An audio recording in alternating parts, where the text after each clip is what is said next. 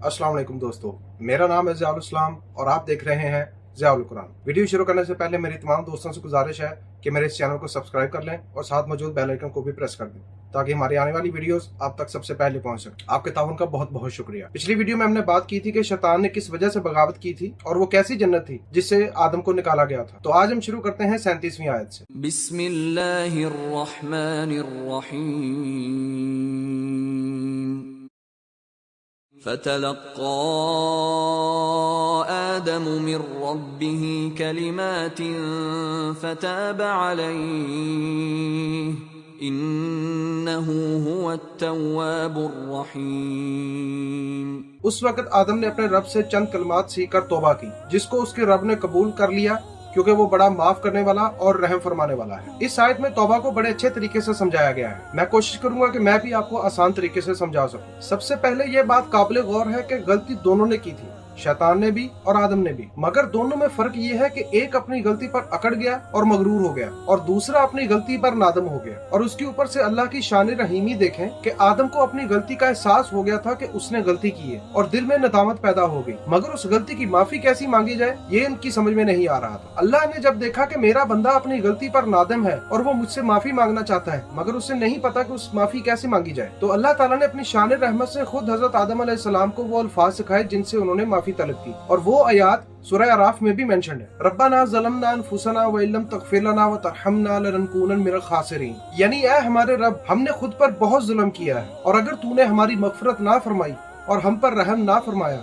तो हम वाकई ही खसारा पाने वालों में से हो जाएंगे। ये वो कलमात है जो हजरत आदम अलैहिस्सलाम को अल्लाह ताला ने तौबा करने के लिए सिखाए थे। तौबा के असल मानी वापसी के हैं, यानी रुजू करना, और तौबा दोनों तरफ से होती है, यानी इंसान भी तौबा करता है अगर वो अपनी गलती पर शर्मिंदा हो और अल्लाह भी तौबा करता है। अब आप ये सोच रहे होंगे कि अल्लाह तौबा कैसे करता है और किससे तौबा करता है, तो इसका मतलब ये है कि अगर इंसान ने कोई गलती की है और उसको एहसास हो जाए कि मैंने ये गलती की है और मुझे वापस अल्लाह की तरफ रुजू करना चाहिए, और वो उस गलती की अल्लाह से माफी मांगे और अल्लाह की तरफ वापस रुजू करे और दोबारा उस गलती को ना करने का आदा भी करे, इसे इंसान की तरफ से की गई तौबा कहते हैं। यानी इंसान की तौबा यही है कि वो अल्लाह की तरफ वापस आना चाहता है। इसी तरह अल्लाह भी तौबा करता है, यानी जब इंसान गलती करता है तो अल्लाह ताला अपना साया रहमत उसके सर से उठा लेता है। मतलब अगर गलती करते वक्त इंसान अल्लाह से दूर हुआ है तो अल्लाह भी इंसान से दूर हो गया, लेकिन अगर इंसान अल्लाह के पास वापस आ रहा है तो अल्लाह भी इंसान के पास वापस आएगा। यानी वापसी दोनों की तरफ से है, इंसान की तरफ से भी और अल्लाह की तरफ से भी, और असल में वापसी को ही तौबा कहते हैं। लेकिन अल्लाह की शान रहीमी देखें कि तुम अगर अल्लाह की तरफ चल कर जाओगे तो अल्लाह तुम्हारी तरफ दौड़ कर आएगा, तुम अगर अल्लाह की तरफ एक कदम बढ़ाओगे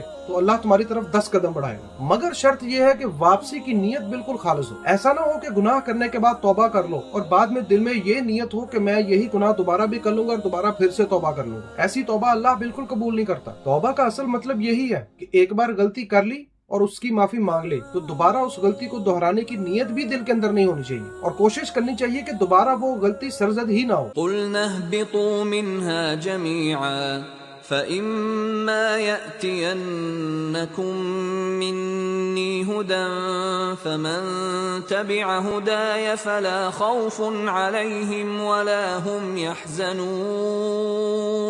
हमने कहा कि तुम सब यहाँ से उतर जाओ, फिर जो मेरी तरफ से कोई हिदायत तुम्हारे पास पहुँचे तो जो मेरी उस हिदायत की पैरवी करेंगे उनके लिए किसी खौफ और रंज का मौका ना होगा। यहाँ एक बार फिर से दोहराया गया है कि तुम सब यहाँ से उतर जाओ। इस फिक्रे का दोबारा आदब बहुत ही मानी खेज है। इससे पहली आयत में बताया गया कि आदम ने तौबा की और अल्लाह ने कबूल कर ली, तो इसका मतलब ये हुआ कि अब आदम उस खता के बदले अजाब के मुस्तहिक नहीं रहे। गुनाहगारी का जो दाग उनके दामन पर लग गया था वो अब धो डाला गया और अल्लाह ताला ने आदम की सिर्फ तौबा ही कबूल नहीं की थी बल्कि उन्हें नबूवत भी अता की थी ताकि अपनी नस्ल को हिदायत का रास्ता दिखा सके। अब जो जन्नत से निकलने का हुक्म यहाँ दोबारा दोहराया गया है उससे ये बताना मकसूद है कि अगर अल्लाह ने आदम की तौबा कबूल कर ली है तो इसका मतलब ये नहीं कि आदम को दोबारा वापस जन्नत में भेज दिया जाए। आदम को असल में जमीन के लिए खलीफा बनाया गया था, तो जन्नत उनकी असल जगह कभी थी ही नहीं। जन्नत में उन्हें सिर्फ और सिर्फ इम्तिहान की गर्ज से रखा गया था और जमीन आदम अलैहिस्सलाम के लिए कोई दारुल अज़ाब नहीं थी। वो यहाँ किसी सजा के तौर पर नहीं उतारे गए थे बल्कि उन्हें जमीन की खिलाफत के लिए ही पैदा किया गया था। अब आते हैं हिदायत की तरफ जिसका इस आयत में जिक्र किया गया है। हिदायत को इंग्लिश में डायरेक्शन भी कहते हैं। अब इंसान को खलीफा तो बना दिया मगर उसे क्या करना है और क्या नहीं करना है इस बात की डायरेक्शन तो उसे अल्लाह की तरफ से ही मिलनी है ना, क्योंकि बादशाह तो वही है, इंसान तो सिर्फ खलीफा है। وہ بھی زمین کا، اور اللہ زمین سمیت پوری کائنات کا مالک اور بادشاہ ہے۔ تو خلافت کیسے چلانی ہے، یہ ڈائریکشن بھی انسان کو اللہ ہی کی طرف سے ملنی ہے، اور انسان تک ہدایت مختلف وقتوں میں پہنچتی بھی رہی ہے کہ یہ نہ کرو، وہ نہ کرو، یہ حلال ہے، وہ حرام ہے، یہ صحیح ہے، وہ غلط ہے۔ آخری ڈائریکشن جو اللہ کی طرف سے آئی ہے وہ قرآن پاک ہے، یہ خلافت کی آخری ڈائریکشن ہے، اور اگر انسان اس پر عمل کر گیا تو وہ لازماً سرخرو ہو جائے گا۔ تو اس آیت میں ہدایت کے بارے میں بتانے کا اصل مقصد یہ ہے کہ اگر تم نے میری ہدایت کے مطابق زندگی گزاری اور خلافت کے منصب کو سنبھال کر رکھا تو تمہارے لیے رنج و الم کا کوئی موقع ہے ہی نہیں۔ جیسے بادشاہ کے آرڈرز فالو کرنے پر وہ بخشش یا انعام دیتا ہے، ویسے ہی اگر بادشاہ کا حکم نہ مانا جائے تو وہ قید کرنے یا سزا دینے کا بھی اختیار رکھتا ہے۔ بالکل یہی معاملہ اللہ اور انسان کے درمیان ہے۔ والذین كفروا وكذبوا بآیاتنا اولئک اصحاب النار هم فیها خالدون۔ اور جو اس کو قبول کرنے سے انکار کریں گے اور ہماری آیات کو جھٹلائیں گے وہ آگ میں جانے والے لوگ ہیں جہاں وہ ہمیشہ رہیں۔ آیات اصل میں آیت کی جمع ہے، اور آیت کے اصلی معنی نشانی یا علامت کے ہیں جو کسی چیز کی طرف رہنمائی کریں۔ قرآن میں یہ لفظ 4 مختلف معنوں میں آیا ہے۔ نمبر 1، کہیں اس سے مراد محض علامت یا نشانی ہی ہے۔ نمبر 2، کہیں آثار کائنات کو اللہ کی نشانی کہا گیا ہے، کیونکہ قدرت کے نظاروں میں ہر چیز حقیقت کی طرف اشارہ کر رہی ہے جو کہ ظاہری پردے کے پیچھے پوشیدہ ہے۔ مثلاً کائنات میں موجود ستارے یا سیارے، اور ان کی خاصیت سب کو صاف صاف نظر آتی ہے کہ ان سب کو بنانے والا وہ ایک اللہ ہی ہے۔ اس کے علاوہ اس پرفیکشن کے ساتھ اتنے بڑے سٹرکچر کو کوئی بنا بھی نہیں سکتا۔ نمبر 3، کہیں ان معجزات کو آیات کہا گیا ہے جو انبیاء علیہ السلام لے کر آتے ہیں، کیونکہ وہ معجزے اس بات کا ثبوت ہوتے تھے کہ یہ اللہ ہی کے نمائندے ہیں، جیسے کہ حضرت موسیٰ علیہ السلام کا عصا مبارک، حضرت عیسیٰ علیہ السلام کا بن باپ کے پیدا ہونا، اور ایسی عمر میں بول کر اپنی نبوت کا اظہار کرنا جس عمر میں بچہ بول بھی نہیں سکتا۔ اور قرآن ہمارے نبی صلی اللہ علیہ وسلم کا بذات خود اپنے آپ میں ہی ایک معجزہ ہے۔ اس کا معجزہ یہی ہے کہ اسے کسی بھی لیول پہ آ کر اس کو جھٹلایا نہیں جا سکتا، اور یہی ہمارے نبی کا معجزہ ہے۔ نمبر 4، کہیں اللہ کی کتاب کے فکروں کو آیات کہا گیا ہے، کیونکہ وہ نہ صرف حق اور صداقت کی طرح رہنمائی کرتی ہیں بلکہ ان آیات کا انداز بیان صاف صاف ظاہر کرتا ہے کہ یہ فکرے کسی انسان یا جن کے ہو ہی نہیں سکتے، کیونکہ یہ ریٹن کنٹینٹ اپنے آپ میں ایک حقیقت کو ظاہر کرتا ہے جس کا فزیکل ایویڈنس بھی اس کائنات کے اندر موجود ہے۔ تو ہر جگہ عبارت کے سیاق و اسباق سے صاف ظاہر ہو جاتا ہے کہ آیت کا مطلب کس جگہ پر کس کے لیے استعمال ہوا ہے۔ اب یہاں ایک بات واضح کر دوں کہ انسان کا یہ کام نہیں ہے کہ وہ اپنے لیے خود سے راستہ تجویز کرتا پھر۔ خلیفہ ہونے کی حیثیت سے اللہ نے راستہ بھی دکھا دیا ہے انسان، اب یہ انسان پر لازم ہے، بلکہ لازم نہیں فرض ہے کہ اسی راستے کی پیروی کرے۔ اور وہ راستہ کیا ہے جو اللہ نے انسان کو دکھایا ہے، یہ جاننے کے لیے انسان کے پاس صرف 2 آپشنز ہیں۔ پہلا یہ کہ انسان کے پاس خود ڈائریکٹ اللہ کی طرف سے ڈائریکشنز آئیں یا ڈائریکٹ وہی نازل ہو انسان کے اوپر، اور دوسرا راستہ یہ ہے کہ انسان اس شخص کا تباہ کرے جس کے اوپر اللہ کی وہی نازل ہوتی ہے، جیسے کہ ہم نبی صلی اللہ علیہ وسلم کی پیروی کریں۔ اس کے علاوہ اور کوئی تیسرا طریقہ اس کائنات کے اندر موجود نہیں ہے کہ آپ اللہ کی ڈائریکشن حاصل کر سکیں، اور ان 2 طریقوں کے علاوہ اگر آپ کوئی تیسرا طریقہ استعمال کرتے بھی ہیں تو وہ صرف غلط ہی نہیں بلکہ سراسر اللہ کے حکم کے ساتھ بغاوت ہے جس کی سزا جہنم ہے۔ اور یہی اس آیت میں بتایا گیا ہے کہ جو اللہ کی آیات کو جھٹلائیں گے اور اپنے لیے خود سے راستہ تجویز کریں گے وہ سیدھا آگ میں جانے والے ہیں۔ یا بنی اسرائیل اذکروا نعمتی التي انعمت علیکم وأوفوا بعهدي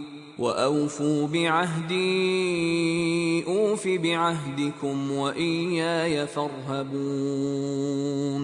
اے بنی اسرائیل، ذرا خیال کرو اس نعمت کا جو ہم نے تم کو عطا کی تھی۔ میرے ساتھ جو تمہارا عہد تھا اسے تم پورا کرو تو میرا جو عہد تمہارے ساتھ تھا اسے میں پورا کروں، اور مجھ ہی سے ڈرو۔ پچھلی آیات میں مختلف مقامات پر مشرکوں اور اہل عرب سے خطاب کیا گیا تھا، مگر یہاں ڈائریکٹ بنی اسرائیل کو مخاطب کیا گیا۔ یہاں ایک بات آپ کے علم میں لاتا چلوں کہ اسرائیل کا معنی عبداللہ یا بندہ خدا ہے۔ یہ حضرت یعقوب علیہ السلام کا لقب تھا جو ان کو اللہ کی طرف سے عطا کیا گیا۔ حضرت یعقوب حضرت اسحاق کے بیٹے اور حضرت ابراہیم علیہ السلام کے پوتے تھے، اور انہی کی نسل کو بنی اسرائیل کہا گیا۔ یہاں جس عہد کی بات کی گئی ہے وہ میں آپ کے سامنے ذرا تفصیل سے بیان کرنا چاہتا ہوں۔ सबसे पहली बात यह कि पूरे कुरान पाक में अगर सबसे ज्यादा नाफरमान कौम किसी को कहा गया है तो वो बनी इसराइल ही है, और अपनी मुसलसल नाफरमानियों की वजह से ये कौम पिछले 4000 साल से पूरी नौ इंसानी के लिए इबरत बनी हुई है। तो यहाँ उनको ये याद दिलाया गया है कि कुरान भी वही अहकामात पेश कर रहा है जो इससे पहले आसमानी किताबों में पेश किया गया, यानी कुरानी अहकामात पिछली तमाम आसमानी किताबों का एक रिमाइंडर ही है। यहूदियों के साथ अल्लाह का ये अहद था कि अगर वो अल्लाह के अहकामात की पूरी फरमाबरदारी करेंगे तो उन्हें पूरी दुनिया के ऊपर हुकूमत बख्शी जाएगी। और अगर आप हिस्ट्री का मुताला करें तो आपको पता चल जाएगा कि जो नेमतें अल्लाह ताला ने इस कौम के ऊपर उतारी हैं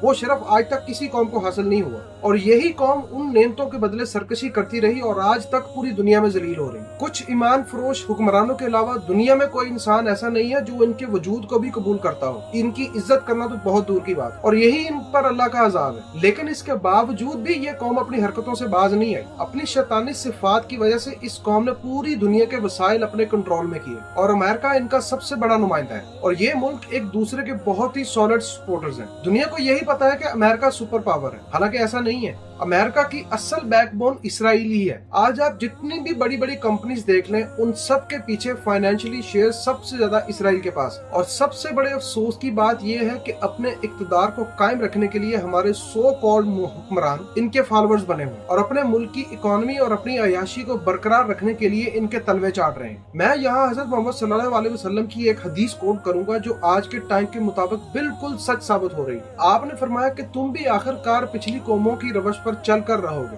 अगर वो किसी गूह के बिल में घुसे हैं तो तुम भी वहीं घुसोगे। सहाबा ने पूछा, या रसूलुल्लाह क्या यहूद व नसारा मुराद हैं? आपने फरमाया, और कौन? नबी अकरम सल्लल्लाहु अलैहि वसल्लम का यह इरशाद कोई तुक्का नहीं था, बल्कि अल्लाह की दी हुई बसीरत से आप ये जानते थे कि नबियों की उम्मतों में बिगाड़ किन किन रास्तों से आया है और किन किन शक्लों में जाहिर होता रहा। यहीं से अंदाजा किया जा सकता है कि यहूदी हमारे घरों तक किस तरह पहुंचे हुए हैं। इनके बनाए हुए सिस्टम से जान छुड़वा कर जीना दुश्वार हो चुका है सबके लिए, और ना चाहते हुए भी यहूदियत का अंसर हमें कदम कदम पर देखने को मिलता है। लेकिन इस सब के बावजूद हमारे लिए एक खुशखबरी भी है और एक बुरी खबर भी। वो ये कि अल्लाह पाक अपना दीन इस पूरी दुनिया के ऊपर हर सूरत में नाफिज करके रहेगा। बातिल जो मर्जी कर ले, हक से कभी नहीं जीत सकता। इसलिए खुशखबरी ये है कि अल्लाह के दीन को नाफिज करने का शरफ खुरासान के लश्कर को हासिल होगा, जो कि पाकिस्तान, ईरान और अफगानिस्तान का इलाका बनता है। और ये हदीस में भी आया कि यही लोग हक नाफिज करेंगे, और ये सबसे बड़ी खुशखबरी है पूरी उम्मत मुसलमान के लिए। और बुरी खबर यह है कि हम खुद भी इसी इलाके के मुकीम हैं। बुरी खबर मैं इसलिए कह रहा हूँ कि जो शरफ अल्लाह ने इस कौम को बख्शा है, उस शरफ को पूरा करने के लिए हमारी कौम में वो आसार नजर ही नहीं आते। तो ये बात बहुत अच्छे तरीके से जहन नशीन कर लें कि अगर इस दीन हक को नाफिज करने के लिए हम लोग जिद्दोजहद करेंगे तो ठीक, वरना अल्लाह हम ही में से किसी और को खड़ा कर देगा और वो ये काम कर देगा। मगर